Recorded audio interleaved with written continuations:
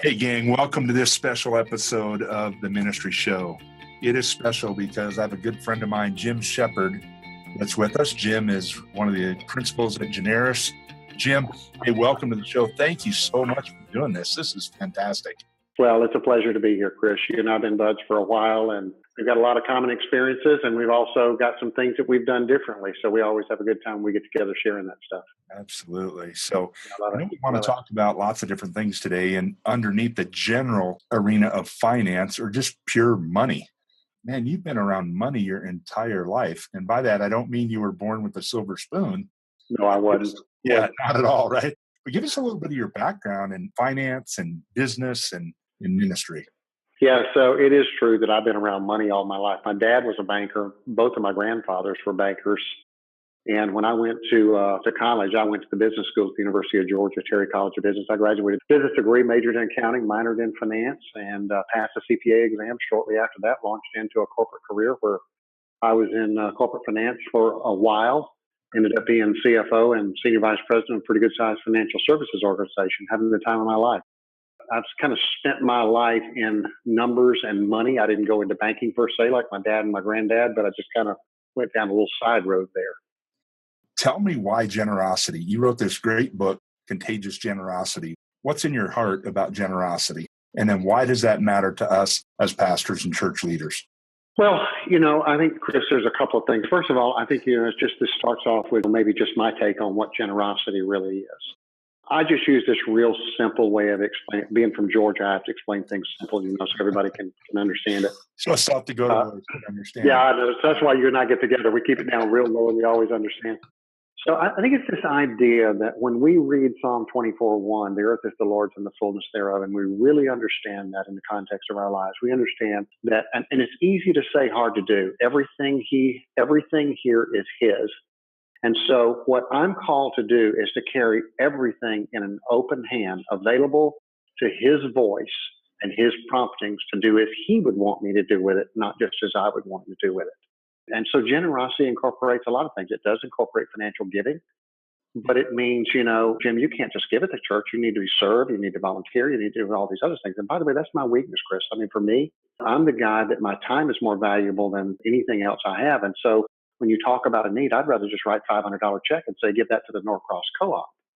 Whereas what I really need to do is write the $500 check and go down there and serve and look into the people, into the faces of the people who are being served by that ministry, because it keeps life in perspective for me. I mean, I know that's a little bit off the trail there, but in that, just carrying all of that in an open hand, my time, my talent, my treasure. A lot of people say it that way, but a lot of times what they're doing is they're saying time and talent, and they never really get to the treasure. And so this idea of generosity as a bigger idea has to incorporate the financial giving piece as well, for a number of reasons. If we look back in the Bible, one of the oldest traditions of the church is the offering. I mean, it shows up very early in Scripture. All the things that you do in your church and my church today, there's really only one that we can say that we do today that goes back to the very, very early days. Cain and Abel made an offering. Now, there's a lot to unpack there. One was accepted by God and one wasn't. We won't unpack that right here, but you get my points. Giving is a theme throughout Scripture. But then when we get to the New Testament, then Jesus speaks about it a lot as well. He not only speaks about it to everybody, but he spent special time talking about those who are prosperous, wealthy people, which we have to pay attention to. And so I think inside the church, it's a really important discipleship issue for us that's being largely ignored. And the evidence of ignoring it is that there is so much resourcing available to the church. And unfortunately, the role of my firm is going in and helping churches figure that out. They don't have the resourcing to match the vision. And mostly what I see, Chris, is their people haven't been taught well and they haven't been discipled well. In a society like ours in America, where we have so much, I know that not everybody does. I know that we have poor people like everybody does, but we have a lot of very prosperous people in America. I mean, if you read the numbers, we could solve a lot of the world's problems just by tithing. We won't go down that road, but you get what I'm saying. There's so much, and yet so many, and I mean church people are carrying it in a hand. Maybe they don't mean to, and what it means is I'll release it, but I'll release it on my terms and my conditions, not on the promptings and the move of God. in my life to say, hey, Jim, why don't you just be a part of what they're doing? But God, don't you understand? I didn't get paid as much as I thought I was going to get paid. My bonus wasn't as big as last year. I didn't have a good month. I'm on commission or whatever it is. Jim, just give them the money that I told you to get. And so I think in the church, it's a really important issue for us to deal with because it's eating our souls alive and we're not addressing it the way we need to. Well, let me mention this because you bring up the people that go to a church and all that. Most of the people on this ministry show here right now are pastors and church leaders. And I want people to be generous to me. Yeah, exactly. Speak to me about this attitude or perspective of pastors and church leaders, people on church staffs, doing the work of the ministry and all that. What about their generosity?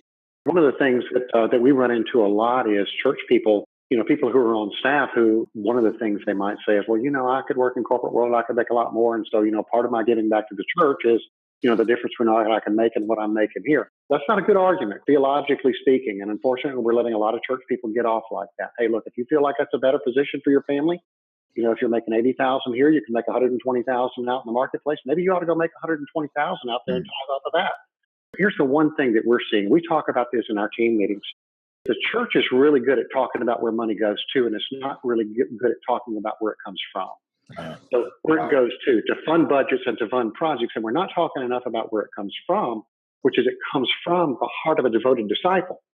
A lot of what we're doing in the church is we're giving people the gospel and giving them a Bible and getting them on a Bible reading plan and assuming that they figure the tithing thing out, which from my perspective, Chris, just my simple analogy is kind of like buying somebody who's never been to the gym, buy them a year's membership in Planet Fitness and just give it to them and tell them to go get in shape.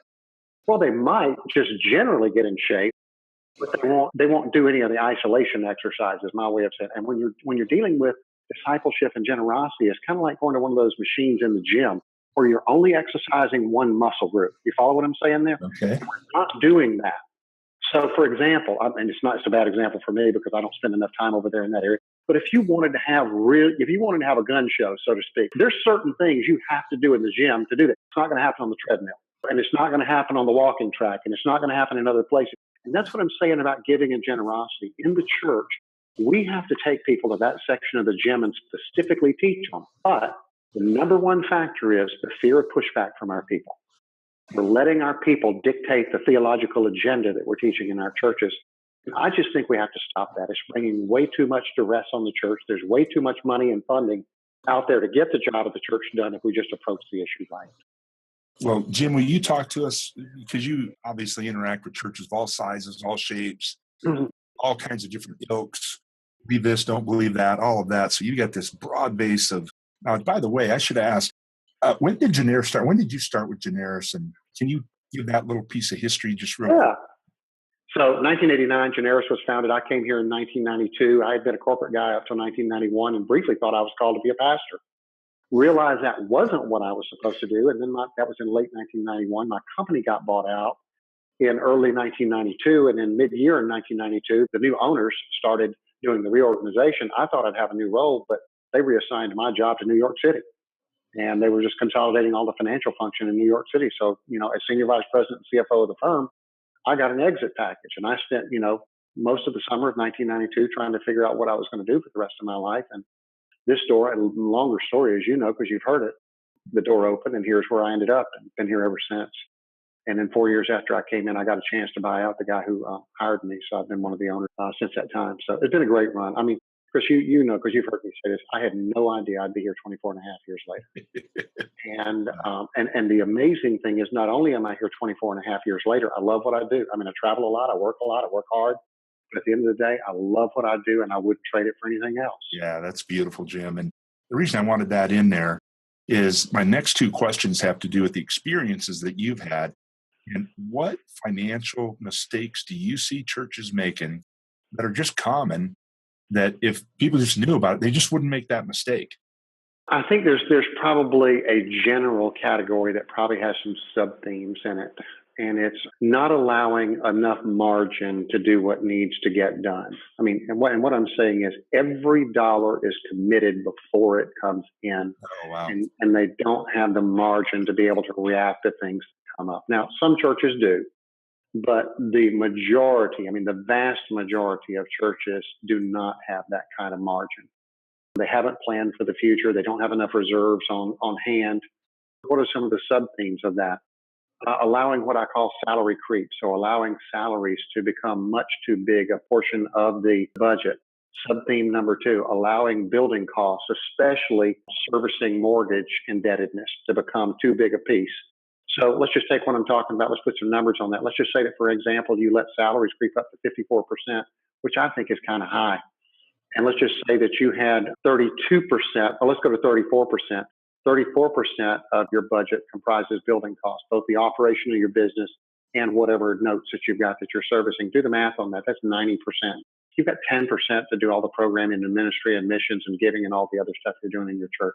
That's not a good model, and you can't sustain that long term. And I see way too much of that. Buildings and people costs tend to get out of control faster, and it's really hard to rein that back in. Because, for example, once you've got a mortgage, I mean, you can't undo the mortgage. You're stuck with that. Once you've got a head count of a certain number of people, it's hard to take people off staff. It has morale costs. It has other types of costs.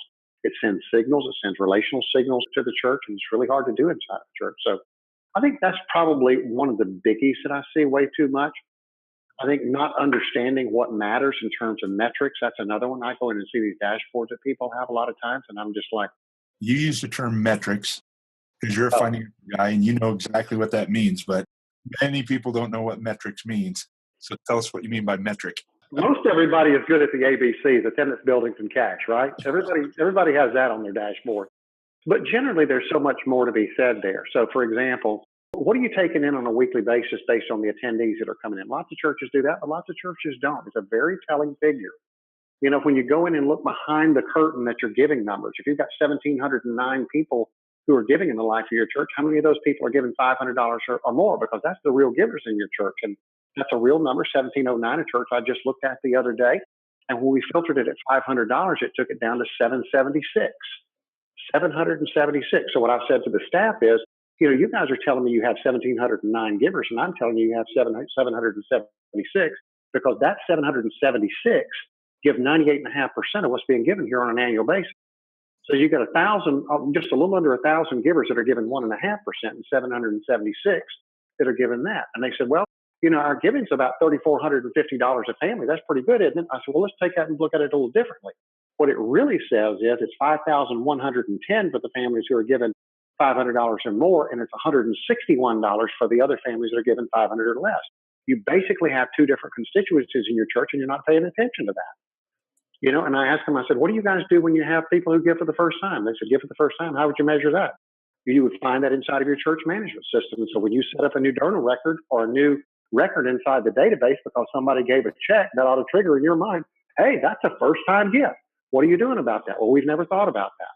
I said, why don't you send them a thank you note? No, by the way, why wouldn't you call them and make sure they're in a group? Because groups are important here. And the number one thing you want to do when people come into the life of the church is what? Get them into a group, because it's a game changer. And so we just talk about these things that are all lying under the surface. It's really easy stuff to see, and nobody's talking about that, but they're always measuring attendance, buildings, and cash. Meanwhile, there's this other story that's being written in the life of your church, and they're not measuring it. And so that's what I say when I talk about metrics. I could go through some more, but those are some of the... No, that's really good. It's the number behind the number that creates the number. You bet. We talked about a common mistake. I know these are big categories, but what about some financial good moves other than just the opposite of the mistake, like saving simply a good move? What's a good move or two that almost every church could make if they would have this piece of advice that you're going to give us? Yeah, I like this one strategy. I guess a couple of churches started it. I think Church of the Highlands might have been one of the early ones over in Birmingham that did it. A couple of others did this. And it's worked for them long term. And I think a lot of churches could replicate that. And that is basically you project next year's spending at 90% of what you took in last year. If you took in $2 million last year total, then next year's budget is $1.8 million. You've pretty much guaranteed yourself that you're not spending every dime, and you've given yourself some financial margin, particularly if you're a growing church. You know you're at least going to take in the $2 million you took in, but you're only going to allow yourself to budget to spend $1.8 million. What it does is gives you flexibility, and you can build reserves. That's an easy move. You don't need an MBA. You don't need a financial degree. You don't even need to own a calculator to be able to do that. Well, maybe, for some people, they do. My University of Georgia friends probably have to get their calculator out to figure it out, but everybody else would be okay. But it's just so simple, Chris. You know what I'm saying? It's just so simple to do that. Don't let yourself drift into spending every dime your people are giving. Now, by the way, the reverse of that too, I have seen churches that have way too much reserves. I saw a client that had 13 months worth of expenses in reserve, and I said, why? Well, we just don't know what could happen. You could be a prepper and you wouldn't need that much money on reserve. You know what I'm saying?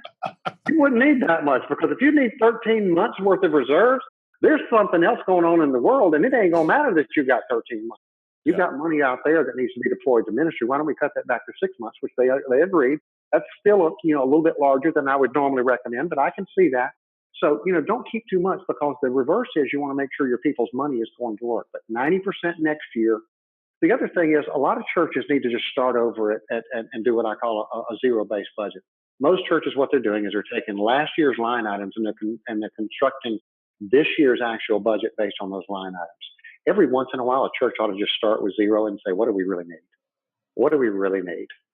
That's a very purifying process. It's not an easy process, but it's a purifying process. And I think if more churches would do that, I think they would love that. I've got another one here, Chris, and this is going to be counterintuitive for a lot of people. I think most churches that have a budget of $1 million or less ought to outsource their financial record keeping. I'm a big advocate of that. The reason for that is you can do it for about the same, if not less money, and you get a more sophisticated management system. These people that are out there, there's 2 or 3 that I like in particular, that I think they're really good at. They do church numbers all the time. They know the questions to ask. They know the reports to run. And it really gives your church a lot of protection from misappropriations. You just pretty much can't be misappropriated. And I hear way too many of those stories. Not all of them make the press. Some of them are 10,000, some of them are 50,000.